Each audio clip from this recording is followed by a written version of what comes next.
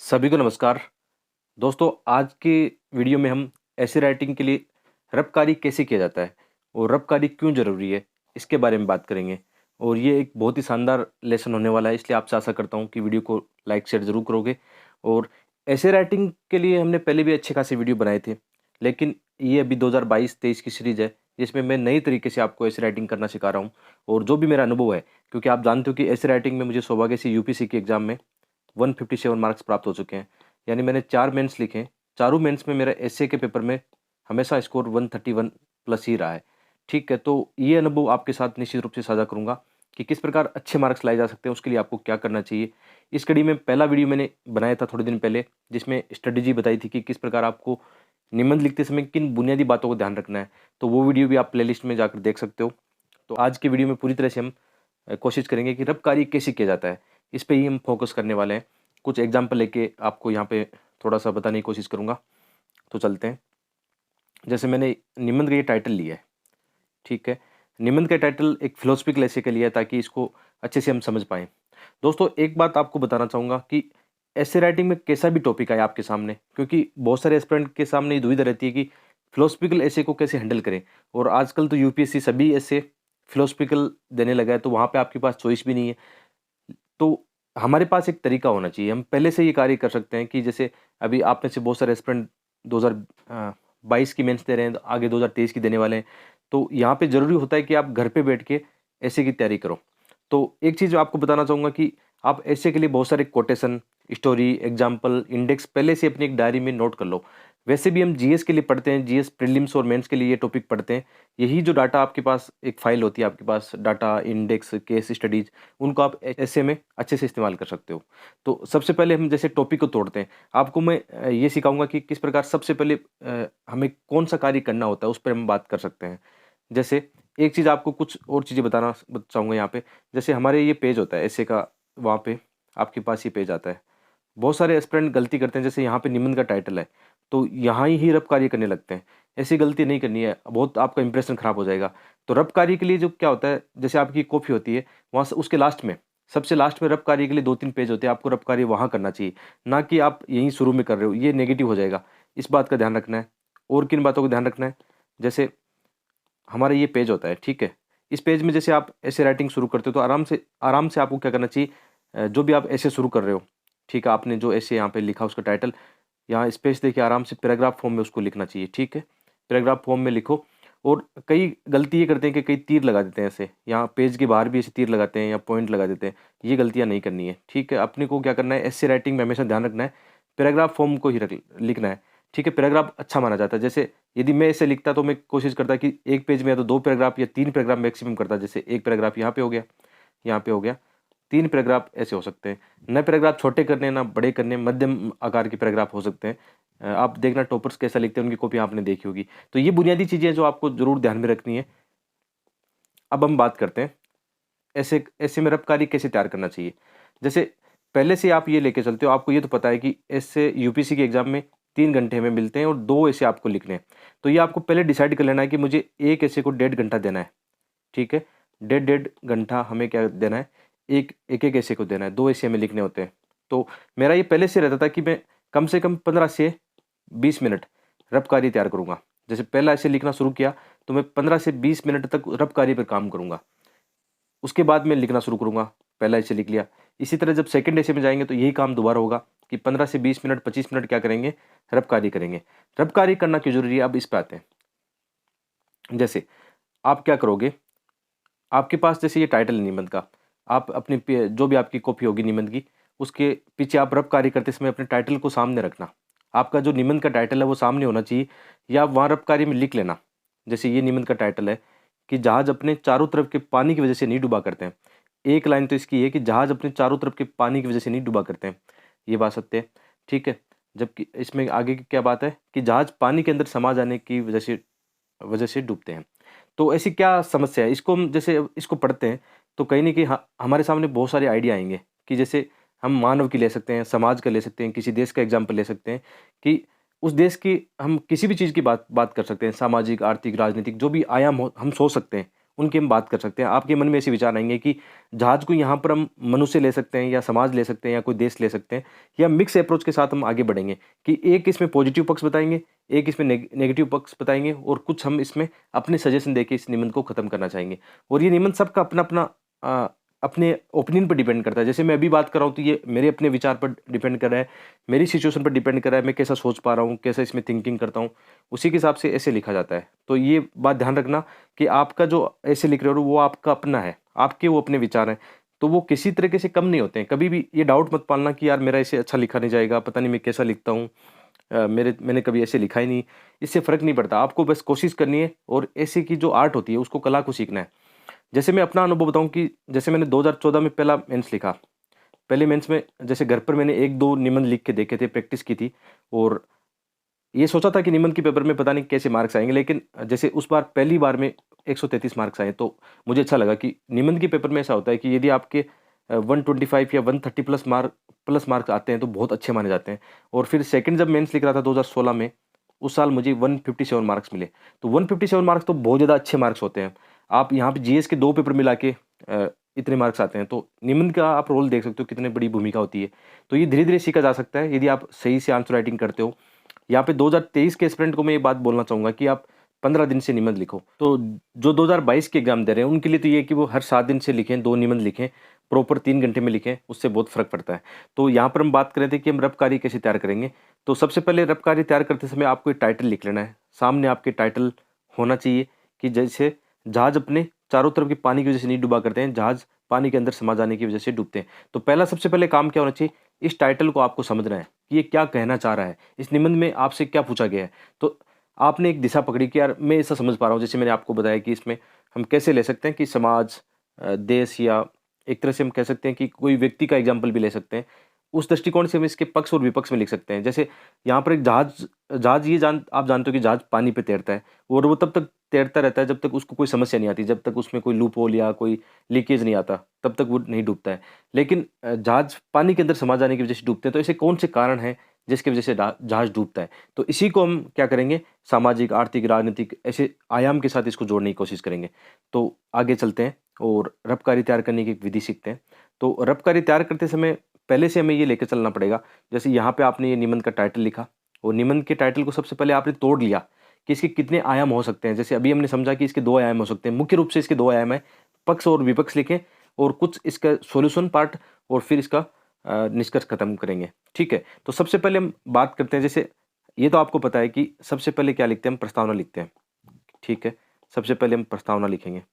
तो वहाँ एग्ज़ाम में नहीं लिखनी है प्रस्तावना, प्रस्तावना तो रफ कार्य करते समय लिखनी है कि आपको कम से कम, जैसे मैं पहले से लेके चलता हूँ कि मेरे 3 पैराग्राफ, जो मेरे 3 पैराग्राफ हैं, वो प्रस्तावना के होंगे। ठीक है? तो यहाँ पे मैं पहले से लेकर चल रहा हूँ कि मेरे पास 3 पैराग्राफ प्रस्तावना के होंगे। ठीक है? ये हमने पहले वीडियो में भी देखा था कि प्रस्तावना निबंध का कितना पार्ट होता है, लगभग 10% पार्ट होता है। तो 3 पैराग्राफ में इसको हम प्रस्तावना को लिखेंगे। अब बात करें हम प्रस्तावना की, तो जैसे आप रफ कार्य करते समय ये लिख लेना कि आपको प्रस्तावना में लिखना क्या है और प्रस्तावना में आपको कहाँ से शुरू करना है। जैसे मेरा पहले से रहता है कि मैं या तो कोई शॉर्ट स्टोरी से इसको शुरू करने वाला हूँ, ताकि थोड़ा-सा रोचक लगे इसे। या क्या हो सकता है, आप चाहो तो कोई कोटेशन लिख सकते हो। आपको पहले से ये तैयार रखना चाहिए कि कोटेशन पहले से डायरी में रखोगे तो आप एथिक्स के पेपर में और निबंध के पेपर में इनको इस्तेमाल कर सकते हो। चाहो तो आप केस स्टडी से शुरू कर सकते हो या करंट अफेयर से भी ठीक रहता है कि करंट अफेयर से जुड़ा हुआ कोई टॉपिक आपको लगता है कि इस निबंध में फिट बैठ सकता है, तो करंट अफेयर से आप शुरू कर सकते हो। या कोई आपके पास इंडेक्स है या कोई डाटा है, उससे भी आप शुरू कर सकते हो। ये आपकी मर्ज़ी है। इनमें से कोई भी एक तरीका आप देख लो, ये अपने हिसाब से आप देख लेना, क्योंकि सबका अपना-अपना अलग तरीका होता है। टॉपर्स आप देखते हो कुछ शॉर्ट स्टोरी से शुरू करते हैं या कुछ कोटेशन से। तो आपको कौन से तरीके से शुरू करना है, तो आप प्रस्तावना में जैसे आपको पहला पैराग्राफ लिखना है, तो ये पहले से ही आप यहाँ लिख लो कि मुझे ये कोटेशन इसमें डालना है। चाहो तो शॉर्ट में लिख लो, पूरा लिखने की आवश्यकता नहीं है, आपको शॉर्ट में लिख लेना है। और जैसे हमने पहले ही बात की कि प्रस्तावना, जैसे ये हमारा पेज है, तो 3 पैराग्राफ इसके अंदर आप प्रस्तावना में लिख सकते हो। जिसमें पहला पैराग्राफ क्या होगा, जैसे आपने कोई कोटेशन कहानी लिखी, तो वो ऐसे के टाइटल के साथ जोड़ के आप इसको थोड़ा-सा ऐसे बताना कि आप कोई अलग चीज़ नहीं लिख रहे हो, आप उस निबंध के टाइटल के हिसाब से लिखने की कोशिश कर रहे हो।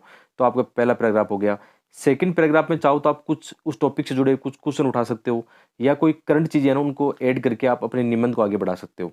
और इसमें ये होता है कि बहुत ही सिंपल वे में आपको आगे बढ़ना है, इसमें जटिलता बिल्कुल नहीं लानी है। मैं हमेशा एक बात बोलता हूँ कि आपका निबंध जो है ना, एक कहानी की तरह होना चाहिए। बहुत ही सिंपल लैंग्वेज में होना चाहिए, ज़्यादा कोई जटिल लैंग्वेज की इसमें आवश्यकता नहीं है। तो ये आप समझ गए होंगे कि प्रस्तावना का रफ़्तार तैयार करते समय हमें किन बातों का ध्यान रखना है। कोई भी एक तरीका अपना के आपको पहले से ये डिसाइड कर लेना है कि मुझे अपने निबंध में कोटेशन डालना है या कहानी डालनी है। यदि आप पहले से ये चीज़ें करके जाते हो ना, तो निबंध लिखना आपके लिए बहुत ही आसान हो जाएगा। और ये कहा भी जाता है कि यदि आपने शुरुआत अच्छी कर दी ना, आपने सही से कहानी या कोई कोटेशन या अच्छे से इसको 2-3 पैराग्राफ आपने शुरू लिख दिए, तो आपका कॉन्फिडेंस इतना अच्छा होगा कि आप आगे का निबंध पूरा आराम से लिख सकते हो। तो ये आपको ध्यान रखना है। तो ये पहले से तय कर लेना आप कि आपको प्रस्तावना में इसमें क्या लिखना है, रफ़ कार्य करके देख लेना। सेकंड बात आती है फिर मुख्य भाग की। निबंध का सबसे बड़ा जो पार्ट होता है वो मुख्य भाग ही होता है।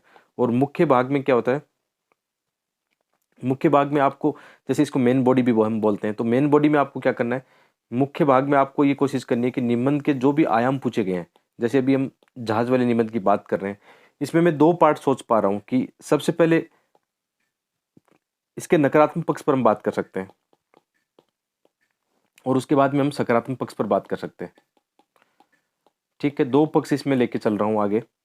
तो नकारात्मक पक्ष की जब बात आती है, तो यहाँ पे अब हमारे पास पहले से ही तय होना चाहिए कि हमें किन-किन आयामों पे लिखना है। जैसे जैसे ही हमने प्रस्तावना का पार्ट कवर किया, प्रस्तावना के पार्ट के बाद में आपको मुख्य भाग शुरू करना है। तो आपने निबंध का एक पार्ट समझा कि यहाँ पे वापस टाइटल की ओर ध्यान देना है कि निबंध में क्या पूछा गया है। अच्छा, एक बात और ध्यान रखनी है, टाइटल को हमेशा अपनी नज़रों के सामने रखना। यूपीएससी कॉपी में क्या होता है, जैसे आपको निबंध की कॉपी आती है, तो उसके लास्ट में ये क्वेश्चन पेपर भी अटैच होता है, तो आप इसको फाड़ के अपने सामने रख लो। जो आपकी कॉपी होती है उसके अंदर भी क्वेश्चन होते हैं और लास्ट के अंदर भी एक चिपका हुआ रहता है।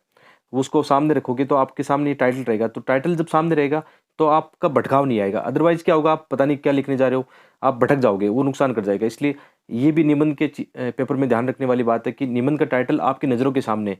हर एक पैराग्राफ से पहले एक बार टाइटल पे नज़र घुमा लो कि मैं सही तो लिख रहा हूँ ना, इसको ध्यान रखना है। तो जैसे पहला पार्ट था कि जहाज अपने चारों तरफ के पानी की वजह से नहीं डूबा करते हैं, जहाज पानी के अंदर समा जाने की वजह से डूबा करते हैं। तो मैं पहले ही पहला आयाम ये लेके चल रहा हूँ कि नकारात्मक पक्ष पे बात करूँगा कि जहाज कैसे डूब सकता है। नकारात्मक पक्ष की ओर लेके चलते हैं। तो जैसे मैं पहला पैराग्राफ सोच रहा हूँ कि मुझे सामाजिक मुद्दों पे लिखना है। ठीक है, सामाजिक मुद्दों पे लिखना है। अब सामाजिक पैराग्राफ लिखूँगा तो जैसे इसमें कोई करंट घटना होगी, जैसे अभी हमारे देश में जो भी सामाजिक घटनाएँ घट रही है, जैसे आजकल काफ़ी हत्याएँ हो रही है, तो इसको जोड़ के आप लिख सकते हो, कोई बुराई नहीं है। क्योंकि निबंध क्या है, निबंध आप ये तो लिख रहे हो ना, अपने आस-पास की चीज़ों को देख के आपका ऑब्जर्वेशन आपके तार्किक शब्दों के साथ में लिखा जा रहा है। तो आप इनको लिख सकते हो कि कैसे हमारा जो सामाजिक एक ताना-बाना है, जो भी सद्भाव की भावना है, कैसे उनको नुकसान पहुँचता है। तो आपने ये एग्ज़ाम्पल देके बताया, जैसे हाल ही की उदयपुर की घटनाएँ हैं, नागपुर की घटनाएँ हैं, इनको एग्ज़ाम्पल देके आपने बताया। और अच्छा निबंध तभी माना जाएगा जब आप करंट अफ़ेयर की चीज़ों को कैसे अपनी ट्रेडिशनल चीज़ों के साथ जोड़ते हो, स्टैटिक पार्ट के साथ जोड़ते हो, तो अच्छा निबंध माना जाएगा। तो पहला हमने पार्ट देखा कि यदि हमारे समाज में ऐसी घटनाएँ होती है, तो हमारा जो एक अच्छा समाज है, जो हम अच्छे एक मतलब बोलते हैं ना कि अच्छे देश के निर्माण की बात करते हैं, उसको नुकसान हो सकता है। तो जहाज़ कैसे डूब सकता है कि इन गलतियों की वजह से जहाज़ डूब सकता है। तो ये इसके साथ एंगेज कर रहा है। तो आप कहीं न कहीं निबंध के टाइटल को इसके साथ मैच कर रहे हो। उसके बाद में जैसे हम कोई आर्थिक चीज़ों की बात करें, सेकंड जैसे आयाम मेरा क्या है, आर्थिक। एक पैराग्राफ मैंने इस पे लिखा, एग्ज़ाम्पल दिया, सेकंड पैराग्राफ चेंज किया, अब मैं इस पे लिखूँगा आर्थिक मुद्दों पर, और यहाँ पे मैंने ये लिख लिया कि मैं इसमें ये एग्ज़ाम्पल देने वाला हूँ, जैसे उदयपुर वाली घटना है, उदयपुर घटना का एग्ज़ाम्पल देने वाला हूँ, ये मैंने यहाँ पे लिख लिया। सेकंड जैसे आर्थिक मुद्दों की बात करें, तो यहाँ पे सतत समावेशी विकास की हम बात करेंगे, कि सतत समावेशी विकास है, उसके सामने क्या समस्याएँ हैं, इसमें बेरोज़गारी की समस्या आ सकती है, इसमें गरीबी की समस्या आ सकती है, ठीक है? ये चीज़ें आ सकती है। तो इसके अंदर मेरे पास कोई डाटा या इंडेक्स होगा, तो मैं इसमें डाल दूँगा। जैसे कोई भी इंडेक्स याद होगा तो यहाँ पे लिख दूँगा कि मुझे इसमें ये लिखना है। फिर आगे जैसे मैं बात करूँगा, आगे बात करूँगा जैसे एनवायरनमेंट के मुद्दों पर बात कर सकते हैं हम, पर्यावरण का कोई आयाम ले सकते हैं। तो पर्यावरण में आजकल काफ़ी घटनाएँ हो रही है, उसमें गांधी जी का आपके पास कोटेशन याद हो आपको, तो गांधी जी के वो लालच वाला कोटेशन जो आता है वो यहाँ पे लिख सकते हो। आपको लगता है कोई यूएन एफसीसी या यूएनईपी किसी की भी रिपोर्ट डालनी है आपको यहाँ, उसका हवाला देके यहाँ पे कुछ ना कुछ लिख सकते हो। तो ऐसे पहले से आप लेके चलोगे ना कि एनवायरनमेंट की वजह से ये हो रहा है, इसकी वजह से आजकल चरम जलवायु घटनाएँ ऐसी आ रही है, उसको आप बता सकते हो। आप चाहो तो एक राजनीतिक मुद्दे पर भी कोई पक्ष आप लिखना चाहो हमारे देश के बारे में, या विश्व अंतर्राष्ट्रीय जैसे संबंधों के ऊपर लिख सकते हो। आईआर का मुद्दा आप लिखना चाहो तो जैसे अभी रूस और यूक्रेन में क्या हो रहा है, उसकी वजह से मतलब पूरे विश्व को फिर कितने संकट मतलब झेलने पड़ रहे हैं, उसके आप आयाम लिख सकते हो।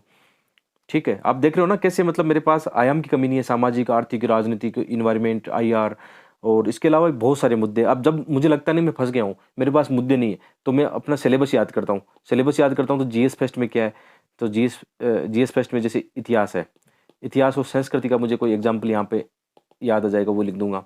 उसके बाद में समाज हमने लिख लिया, ज्योग्राफिकल भौगोलिक कोई कारण हो, तो हम ये लिख सकते हैं। फिर पेपर 2 के अंदर राज्य व्यवस्था है, गवर्नेंस है, उसका मुद्दा मेरे पास कोई याद आ जाएगा। गवर्नेंस उसका कोई मुद्दा हम लिख देंगे। आईआर का हमने लिख लिया। फिर जीएस थर्ड के अंदर इकोनॉमी है, वहाँ पे भी साइंस एंड टेक्नोलॉजी है, तो उसका भी कोई आयाम याद आ जाएगा।